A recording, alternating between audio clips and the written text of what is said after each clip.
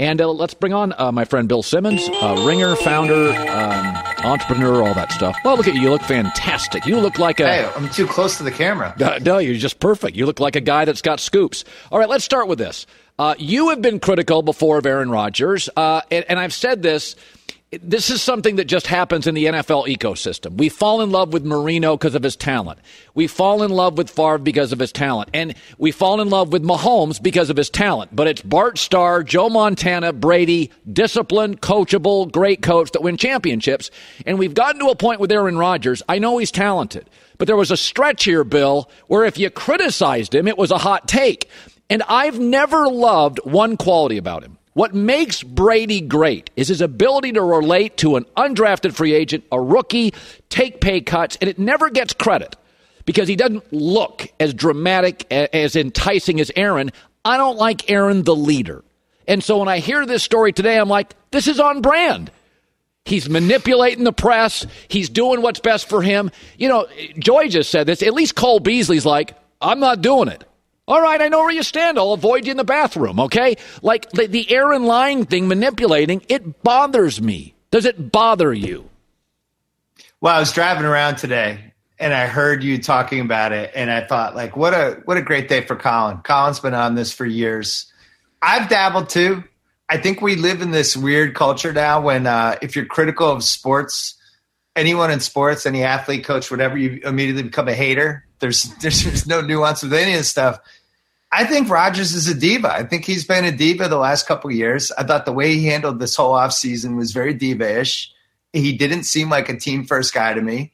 I didn't understand it. I didn't understand why he chose the week of the NFL draft to blow it up into an even bigger story. Yeah. And I think, you know, some of the points you've made over the years, when you talk about ex-teammates, how people who've played with him, some of the people, how they've talked about him, how candid he's been about them drafting another quarterback when he's in his late 30s, how he makes it seem like he's on the 2021 Jaguars when he's on a good team. Right. His team's good. His team's been good the last couple of years. They were really good last year. They almost made the Super Bowl.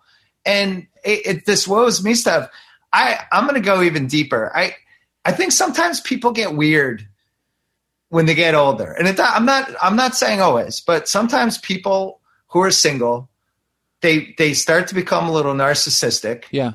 And they start seeing everything through this lens of me. What about me? What about me? Everything's about me. And to me, he just seemed like a classic narcissist the last year where everything was somebody else's fault. He took no responsibility. He honestly seemed to think he was going to be the Jeopardy host, which was insane. They were never making him the Jeopardy host. And everything he did, I thought, you know, kind of compromised his team. And, you know, from personal experience, I remember in 96 when the Patriots made the Super Bowl, probably a year before they should have. And Parcells' last year. And Parcells had a bunch of stuff going on with Bob Kraft. And he let that stuff affect the team. He leaked stuff to Will McDonough, who was a Boston Globe columnist, who was one of his best friends, leaked that they were having this rift. And it really submarined the Super Bowl. And it became this big story and this big distraction. They ended up losing the Packers. Did they've lost anyway? I don't know. But it was selfish. It was narcissistic. And I think some of the stuff Rodgers has done over the last year just seems narcissistic. So when you throw in everything today, it's like, yeah, that's on brand for what we've seen. Yeah. By the way, that thing you've talked about, I haven't talked about it a lot on the air. I think I've talked about with Joy is when you're married and have kids, you're constantly sacrificing. And when you are older and single and powerful and rich, I don't know if the word is weird, but your prism becomes you. You're the sun. Everybody else is just a small moon around your galaxy. And I do think Aaron has gotten into a kind of a narcissistic thing where I heard him last week talking about, I'm above all this criticism. And I'm like, no, you're in the middle of it. You're part of us. We're all sports, me. Okay, so let me segue to this. Well, wait, hold on. Just one last piece on that. All right. Look, it only happens sometimes, but I'm sure you have either friends of your wife or something that you look at them and everything is about, as you get older, everything becomes about a routine.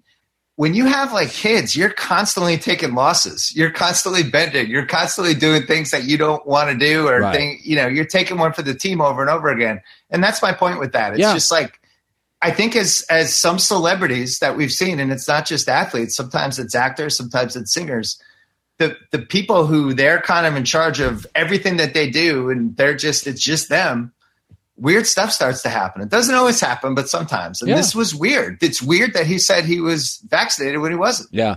So OBJ. So my thing is, it didn't work. The data said it didn't work. It's okay to say it didn't work. It's not a hot take. We've been saying it for 2 years. It doesn't work. Okay. Sometimes a young quarterback and a star receiver, he feels he has to throw to him. This was Dak and Dez. I remember saying on the air, Dak needs the ability to throw to who he wants to, not get yelled at in the sideline when he doesn't throw to Dez. He's better without him, even though Dez is remarkable. So I never thought it worked. But I will say this. There are 2 teams in this league that have a great coach, great coordinators, great defense, good special teams. I think they're going to make the playoffs. They both have one flaw. No over-the-top dynamic. Saints and Patriots. OBJ to the Patriots. It's not crazy, right? It fits the Belichick profile. He's bet on talent over and over again, right? Moss was the best case version of how it worked out. Probably the worst case was Ocho Cinco, who was single covered in the Super Bowl. And they didn't even have the safety shading over. They just left him alone on one side of the field. He's had Albert Hainsworth. There's a bunch of talented guys that they've taken looks at. I actually, usually I feel like I have takes on this stuff. I thought Beckham's looked bad this year. And then you watch that YouTube clip and he does seem like he's open a lot. And I'm not a huge Baker fan. I know you're not either. I think he's fine. If you switched him and Case Keenum and switched their jerseys, I honestly would have trouble telling who was who. But Beckham's hurt a lot. And, you look at it and you go, all right, what are his wins? What's the best team he's ever been on? When was the last time he was really dominant? And it's been a couple of years, and why does he keep getting hurt? How come? It's like Anthony Davis is another one. And Anthony Davis is way better than Odell. But every time I watch a Laker game, Anthony Davis is rolling around on the floor at least once, right? And some guys, that's just who they are when they're playing sports. Beckham seems like he's hurt a lot. At the same time, the Pats have cap room. If Beckham gets waived, he's done things like this before. He always bets on the talent. And I think people always think Patriots way, how would he fit in? It's been the opposite. He bets on talent over and over again. And I think they would look at him.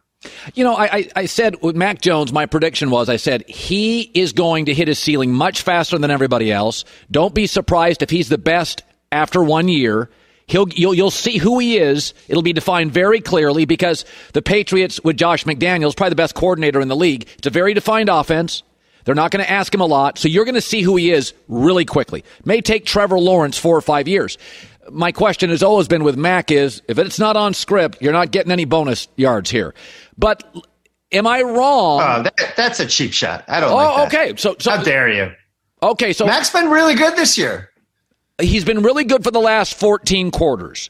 He's gotten out of the terrible throw. He's a rookie. Look at the other rookies. He's been way more consistent than every other rookie quarterback we've had. It's not even close. Can you win a playoff game with Mac Jones? I think you could. I do. And I'll tell you this. Patriots 30-1 on FanDuel right now to win the AFC. Come on. Let's go through the AFC teams. Tell me what AFC team you like. All right, Buffalo. You say the Bills. Buffalo. Okay. All right. Who's owned Buffalo over the last 20 years? Well, what human being has owned them? Bill Belichick. Ravens. Do you trust their defense? I don't. Not their pass defense. Kansas City. Have you liked what you've seen? No. I don't. No. Do you like the Raiders or Chargers? I don't. Baker's got one arm. Cross them off. Steelers have Roethlisberger. No thanks. Go through the teams. Tennessee. No Derrick Henry. The Colts. Carson Wentz. I'm getting ideas, Colin. I'm going to be honest. I'm getting ideas. This is starting to feel 2001-ish to me. Well, I would say in the NFC, they'd have no shot because the top of the NFC is insane. Agree. The Rams literally, and I don't feel like they guarantee the NFC championship, but honestly, with Von Miller, I really did think, what do you make of the Rams essentially saying draft picks are overrated? I like it. I just don't think – I watched some Denver this year. I didn't feel like – people are acting like Von Miller is the Von Miller from 5 years ago. We see this happen sometimes in trades where, especially in basketball, it's like, wow, they got Westbrook. It's like, yeah, they got Westbrook. Have you watched Westbrook the last 4 years? He hasn't played defense since 2015. I think we do this with the big stars sometimes. Miller's I'm sure it'll help. I don't think he's the same Von Miller that he was, in 2015. This is an interesting pivot then, because I do think and I said this against Chicago in the first half. I came on the air Monday and I'm like, that's the best Tom Brady's thrown a ball in a decade. I thought he was unbelievable against Chicago. And I'm like, is it the humidity in Tampa? He threw darts into tiny, tiny windows. For a long time, I honestly thought this. I didn't talk about this on the air. He's married to a supermodel. I figured she had potions or something overseas. In the off season, he'd go and do some stuff, and it'd be like, he had this advantage over everybody medically and some stuff. Maybe it was legal over there. I mean, I got to a point where I don't even understand it. He doesn't even look like he looks younger. He's like, his face looks younger. What do you make of his longevity? I mean, going back to weird quarterbacks, the Brady thing's weird too. He's 44. He was on with the Mannings, a week ago? Yeah. The Mannings, who were his peers. Eli came into the league, I think, 4 years after Tom did. And Peyton was 2 years before.